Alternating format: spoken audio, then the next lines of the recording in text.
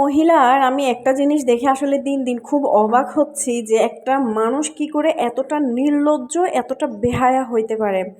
কেননা কথাগুলো এই জন্য বলতেছি, কয়েকদিন আগে আপনারা দেখেছেন যে বাটুল মহিলা পরকীয়ার রানী একটা কনসার্টে গিয়েছিল, ঠিক আছে? তো ওই কনসার্টে মানে সে বীর মুভিতে যেমন করে গানের শুটিং বা বীর মুভির শুটিং করেছে, পেটে ঢাকা দিয়ে একেবারে যেভাবে শুটিং করেছে, কনসার্টও কিন্তু ঠিক ওইভাবে ওড়না টোড়না দিয়ে ঢাকা দিয়ে মানে গিয়ে যখন কনসার্টের শেষের দিকে দর্শকরা ছবি তুলতে চাইছে, তখন দর্শকদের সামনে যখন ছবি তুলতে গেছে এমন একটা ভাব ধরছে পেটের উপর হাত দিয়ে, বা বিভিন্ন ছবিগুলো ভাইরাল হয়েছে পেটের উপর হাতটা দিয়ে, মানে বুঝাইতে চাইতেছে সে প্রেগনেন্ট।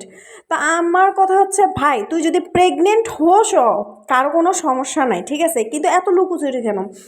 যখন এই বিষয়টা গণমাধ্যমে উঠে আসছে, মানে চারোদিকে হইচই পড়েছে বুবলি প্রেগনেন্ট নিয়ে, এখনকার কথা বলতেছি, তো গণমাধ্যমরা ওনার সাথে যখন যোগাযোগ করেছে, উনি নিজেই কিন্তু এই ব্যাপারটা নিয়ে কিন্তু বিরক্ত বোধ করতেছে যে আসলে এমন কোনো ঘটনা নাই, সম্পূর্ণ গুজব, উনি প্রেগনেন্ট না, ঠিক আছে, এরকম মানে কথা উনি গণমাধ্যমকে জানিয়েছে এবং সম্পূর্ণ গুজব রটাচ্ছে ওনার প্রেগনেন্সি নিয়ে।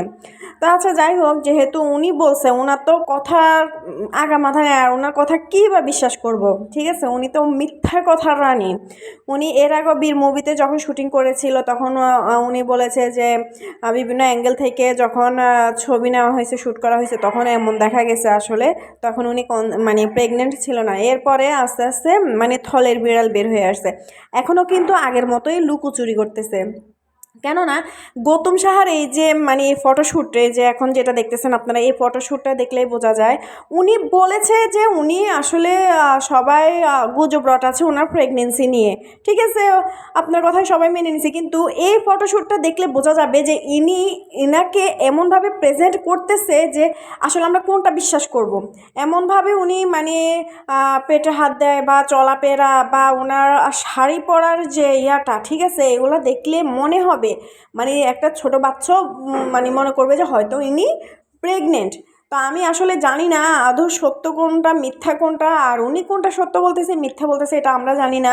যদি উনি প্রেগনেন্ট হয়েও থাকে তাহলে কেন এত লুকোচুরি? আগের বার মতো কেন এত লুকোচুরি, কেন এত মানে এইসব ঢাকাঢাকি আমি বুঝি না। আর শাকিব খান যদি ওনার সাথে সংসার করেও থাকে, বা শাকিব খানের সাথে যদি ওনার সংসার মানে একসাথে থাকেও, শাকিব খান কেন এই জিনিসটা ক্লিয়ার করতেছে না? কেন দর্শকের মাঝে মানে ওনার ভক্ত বলেন হেটার্স বলেন সবার ভিতরে কেন মানে ভক্ত হেটার্সদের ভিতরে ওনার এই প্রেগনেন্সি ব্যাপারটা নিয়ে কিন্তু অনেক মানে তর্ক বিতর্ক চলতেছে পোস্টের মাধ্যমে। তা আমি বলবো যে শাকিব খানকে যদিও আমি জানি না বা আমরা জানি না এবারও কি বুবলির কোনো মানে পড়াশোনায় বা কোনো চালাকির কাছে শাকিব খান কি ধরা পড়েছে, না হয় কেন চুপচাপ এখনও? আগেরবার হয়তো ভুল করেছে, ঠিক আছে, মেনে নেওয়া যায়, হ্যাঁ, লুকোচুরি করেছে মেনে নেওয়া যায়, কিন্তু এবারও কিসের কারণে লুকোচুরি, কী জন্য লুকোচুরি? শাকিব খান কেন মুখ খুলতেছে না? যদি এমন ঘটনা ঘটেও থাকে শাকিব খান ক্লিয়ার করুক বা উনি ক্লিয়ার করুক, আর যদি নাও হয়ে থাকে তাহলে শাকিব খানকে সবাই ইঙ্গিত করতেছে, উনি যদি প্রেগনেন্ট হয়েও থাকে শাকিব খানকে ইঙ্গিত করতেছে। শাকিব খানের কিন্তু মানে সম্মানেরও ব্যাপার আছে, ঠিক আছে এখানে। তা আমরা বলবো যে মানে যারা আছে যে অপু বিশ্বাসের ভক্ত বা বুবলির ভক্ত সবাই কিন্তু চায় যে তাদের দুজন থেকে কিন্তু ব্যাপারটা ক্লিয়ার হয়ে যাক, ঠিক আছে।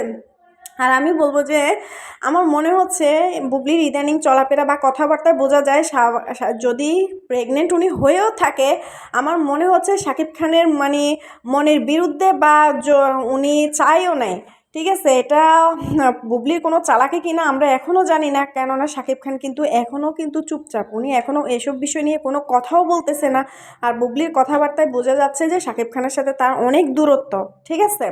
আর আমি যা বুঝতেছি একটা জিনিস, শাকিব খানের মান সম্মান কিন্তু প্রথম থেকে এই বুবলি মেয়েটা নষ্ট করে আসতেছে। শাকিব খানের মান সম্মান নষ্ট করার জন্য বুবলির এসব পড়াশোনায় কিন্তু যথেষ্ট, বেশি কিছু লাগবে না।